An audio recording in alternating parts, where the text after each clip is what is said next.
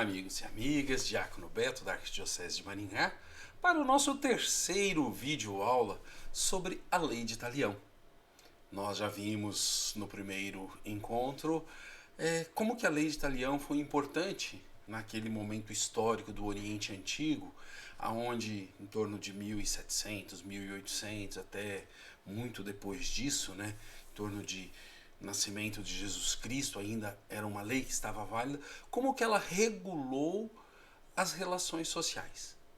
Vimos também como que o povo de Deus pegou esta lei e fez o quê? Adaptou essa lei para a sua realidade de povo com Deus e criou regras importantes para que pudesse, acima de tudo, viver em uma condição melhor. Vamos lembrar aquelas 5 pontos.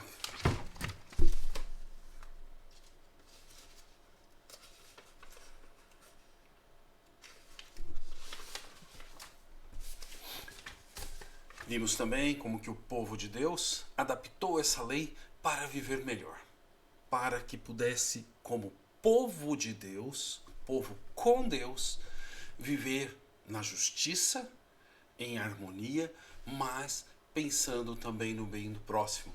E aí eles colocaram aquelas 5 questões que nós vimos no encontro anterior: a necessidade de testemunha, a cidade refúgio para aquele que matou, sem culpa poder se refugiar, a necessidade de ter intenção de cometer o crime, por isso a cidade refúgio. Somente quem comete o crime paga pelo crime, e não como a lei de Talião, que qualquer um da família acabava por pagar pela pena. E evitar os excessos na vingança. E assim o povo de Deus deu a essa lei, que foi importante para aquele momento, uma nova perspectiva, para que ela pudesse adequar-se melhor a um povo que quer viver o bem e a paz e o amor. E hoje nós vamos olhar como que Jesus Cristo vai trabalhar essa lei. Nós vamos ver alguns textos bíblicos, vamos tecer uns comentários para percebermos que nós hoje, como cristãos, precisamos não viver a vingança, a necessidade de ver a pessoa que nos fez algum mal, também passar pelo mal, mas vivermos pelo amor. Então vamos começar vendo como que Jesus Cristo ele interpreta a lei de Talião. Então nós vamos ver Bíblia no Novo Testamento. A gente vai ver que no Novo Testamento, com Jesus Cristo, não é somente o aqui e o agora. E que nós não devemos retribuir a violência com a violência. Mas devemos, mais do que o povo do Antigo Testamento, que passa a projetar em Deus o julgamento futuro e a vingança, que todo julgamento ele deve ser escatológico. Aqui, somente a lei dos homens, mas Deus depois vai fazer o julgamento de todas as pessoas que cometem erros, que cometem coisas, atitudes más. Então, nós vamos ver isso. E vamos olhar mais alguns textos. Primeiro texto, Lucas 4, de 18 a 20. E o Espírito do Senhor está sobre mim, porque Ele me consagrou com a unção para anunciar a boa notícia aos pobres. Enviou-me para proclamar a libertação aos presos e aos cegos a recuperação da vista, para libertar os oprimidos e para proclamar um ano de graça do Senhor. Em seguida, Jesus fechou o livro, o entregou na mão do ajudante e sentou-se. Todos os que estavam na sinagoga tinham os olhos fixos nele. Esse texto é o texto que dá início à vida pública de Jesus no Evangelho de Lucas. Ele entra na sinagoga, abre o livro do profeta Isaías e lê esse texto. E Lucas narra. Então nós vamos fazer alguns comentários, depois nós vamos ver como que o texto em Isaías tem algumas diferenças. Então o Espírito do Senhor está sobre mim, porque Ele me consagrou com a unção para anunciar a boa notícia aos pobres. Boa notícia é Evangelho. Enviou-me para proclamar a libertação aos presos e aos cegos a recuperação da vista. Duas coisas importantes dentro de Israel, e principalmente das atitudes proféticas. E para libertar os oprimidos. E para proclamar um ano da graça do Senhor. Acabou. Aí Jesus fecha o livro e senta-se. E todos ficaram fixos nele, olhando para Jesus. Vamos olhar agora como que é o texto Isaías 61, de 1 a 2. O Espírito do Senhor Javé está sobre mim, porque me ungiu. Ele me enviou para dar a boa notícia aos pobres, para recuperar os corações feridos, para proclamar a libertação dos escravos e pôr em liberdade os prisioneiros, para promulgar o ano da graça de Javé e o dia da vingança de nosso Deus. Opa, vamos olhar que nessa parte de vermelho, Jesus simplesmente não fala no primeiro texto. Vamos olhar. Olha só, quando a gente volta, ele termina onde? E para proclamar, aqui no 19, um ano da graça do Senhor. Em seguida, fechou o livro, o entregou na mão do ajudante e sentou-se. Já aqui em Isaías, nós temos no início do versículo 2, para promulgar o ano da graça de Javé, o ano da graça do Senhor, igual em Lucas. E o dia da vingança de nosso Deus, Jesus omitiu. Ele não falou dessa parte. Por quê? Porque a vingança de Deus, ela não é aqui e agora. A vingança de Deus, ela é extremamente justa e ela é escatológica. Nós é que temos vontade, quando alguém nos faz um mal, de falar assim, tomara que tu pique logo, Deus vai me vingar. Nós temos isso. Deus jamais. Todos somos filhos de Deus. E aqui temos a liberdade completa, chamado de livre-arbítrio. Mas depois da nossa morte, no julgamento escatológico, sim, iremos responder por todos os nossos atos. Mas somente lá e não aqui. Então, por isso que Jesus, ele omite a vingança de Deus. Porque Deus é única e exclusivamente amor. Na primeira carta de João, nós vamos ter Deus carita est, Deus é amor. 2 vezes. E Deus é amor, Deus ama muito. Lembre-se da parábola do pai misericordioso, conhecido como filho pródigo, mas o centro é o pai, não as besteiras do filho, que ama. Se fosse dentro da lei italiana, meu filho, você foi embora, vai, tchau. Não, o pai acolhe. Então Deus, ele não vinga. Jesus também não vinga. Por quê? Porque a vingança ela é escatológica. E ela tem uma regra. Perdoai-nos as nossas ofensas, assim como nós perdoamos a quem nos tem ofendido. A regra é o que eu fiz. Jesus não vai julgar, ele vai olhar o que a gente fez. A gente fez o bem, venha comigo. A gente fez o mal, infelizmente não dá para, fazendo o mal, ficar perto de Deus na eternidade. Vamos olhar mais um pouquinho sobre como esses textos que Jesus vai falando nos ensinam novos conceitos, novos valores. Agora Mateus 5, de 38 a 42. Opa. Vocês ouviram o que foi dito, olho por olho e dente por dente. Eu, porém, lhes digo, não se vingue de quem fez o mal. Pelo contrário, se alguém lhe dá um tapa na face direita, ofereça também a esquerda. Se alguém faz um processo para tomar de você uma túnica, deixe também o manto. Se alguém obriga você a andar 1 quilômetro, caminhe 2 quilômetros com ele. Dê a quem lhe pedir, e não vire as costas a quem lhe pedir emprestado. Então Jesus começa falando, vocês ouviram o que foi dito. Quem? Os profetas, os textos antigos. Olho por olho e dente por dente. Isso funcionou bem naquele momento histórico. Mas agora nós estamos no segundo momento da revelação. O primeiro momento, que a gente chama no Antigo Testamento, é a revelação do Pai. Agora nós estamos com Jesus na revelação do Filho. E depois, já começando em Atos dos Apóstolos, a revelação do Espírito Santo. E conforme a gente vai percebendo a revelação da Santíssima Trindade, nós vamos cada vez mais percebendo o quanto que Deus é amor. Então, vocês ouviram o que foi dito, olho por olho e dente por dente. Eu, porém, lhes digo, não se vinguem de quem fez o mal.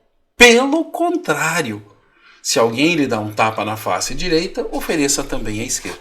Jesus, quando levou um tapa, ele não ofereceu a outra, mas ele questionou, por que me bates? Se falei mal, por que me bates? E colocou a pessoa no seu devido lugar, porque ele não cometeu nenhuma injustiça.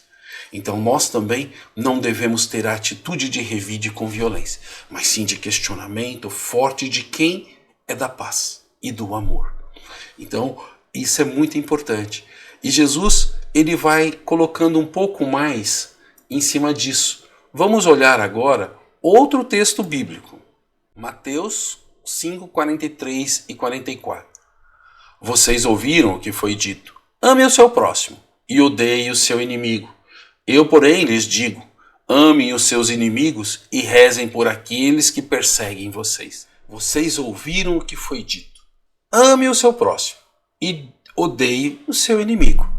Eu, porém, lhes digo, Jesus, segunda pessoa da revelação da Santíssima Trindade, eu lhes digo: amem os seus inimigos.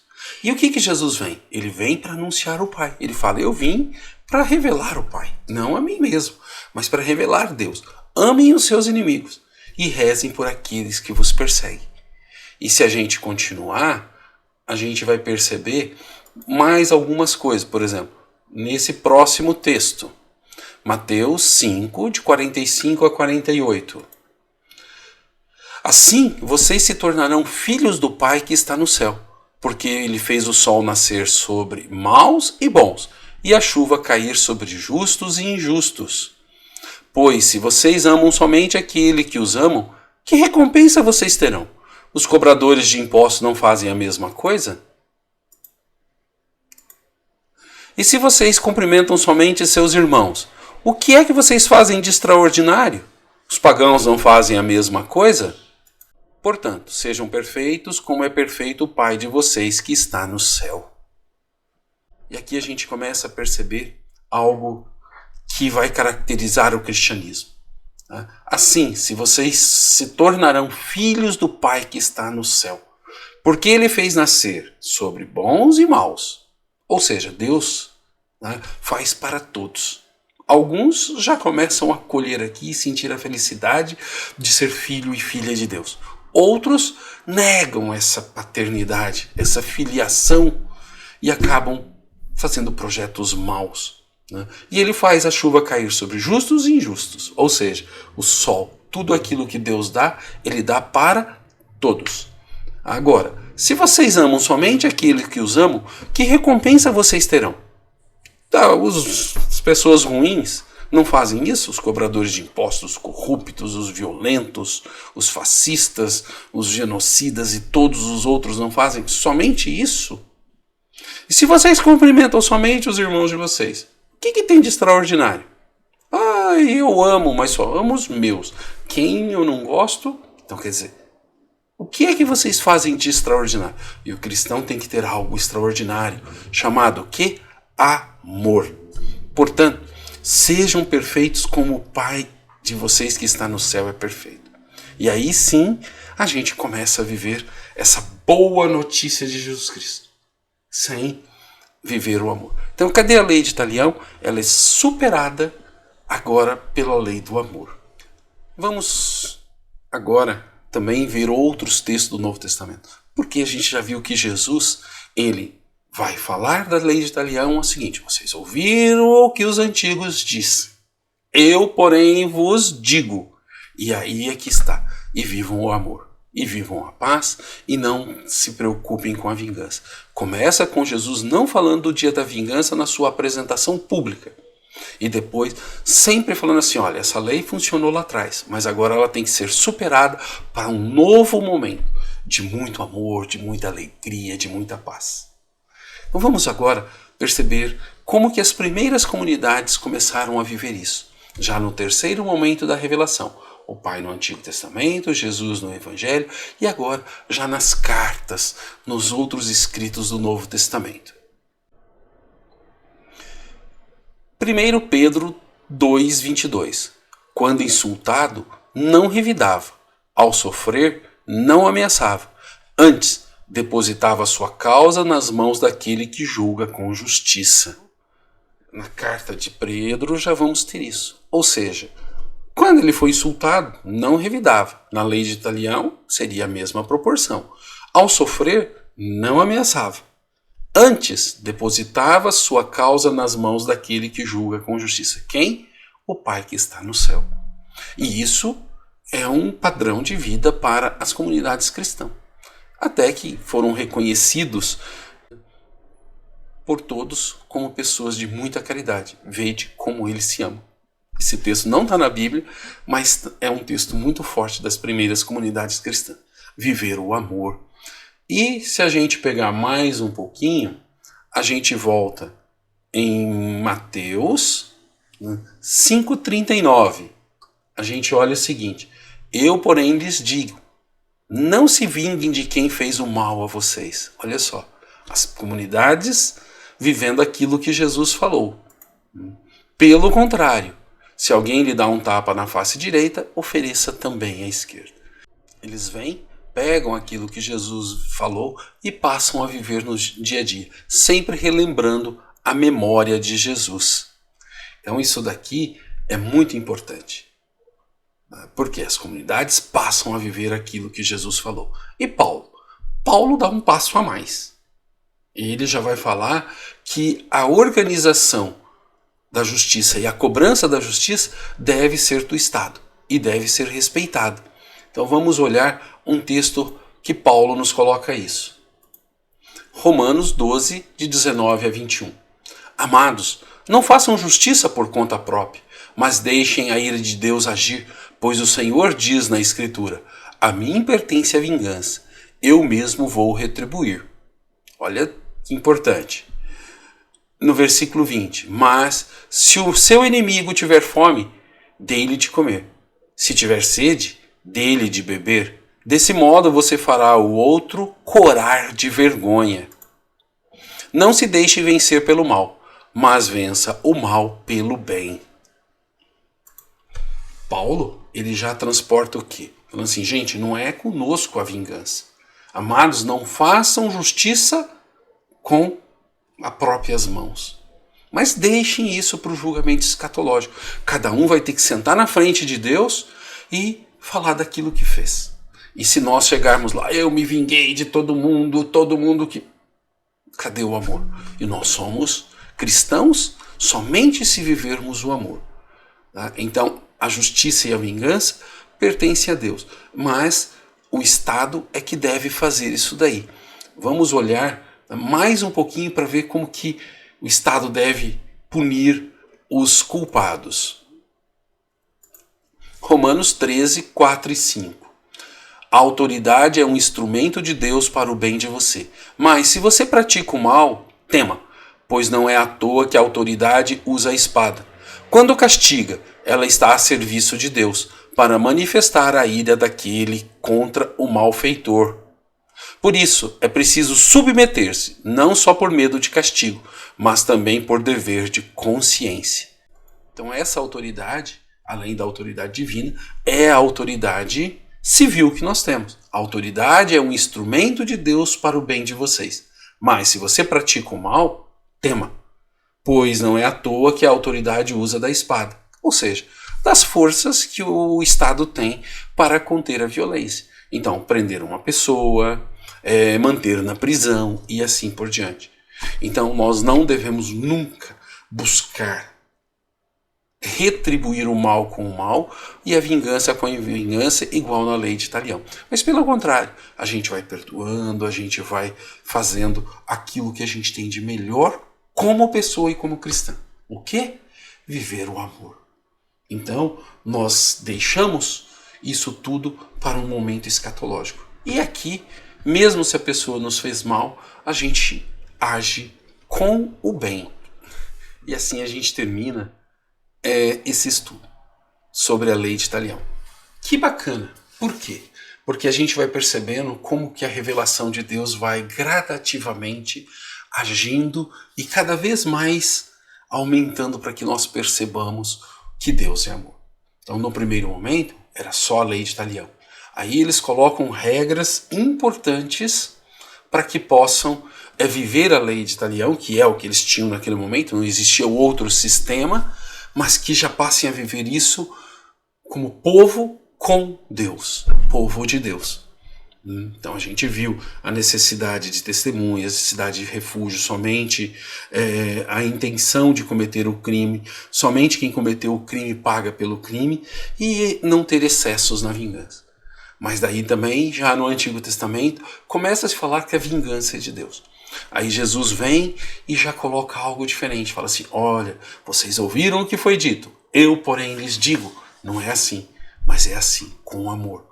E já vem depois os cristãos, Paulo, Pedro, todo mundo falando assim, olha, a vingança é de nosso Deus, é escatológica. E depois, aqui gente, nós passamos para o Estado.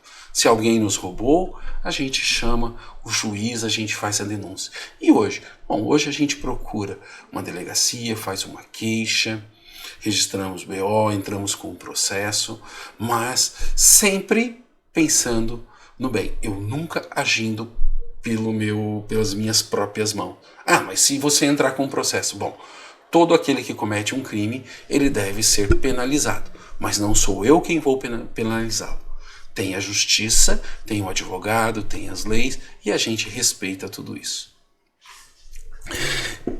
Irmãos e irmãs, foi um prazer estar aqui com vocês.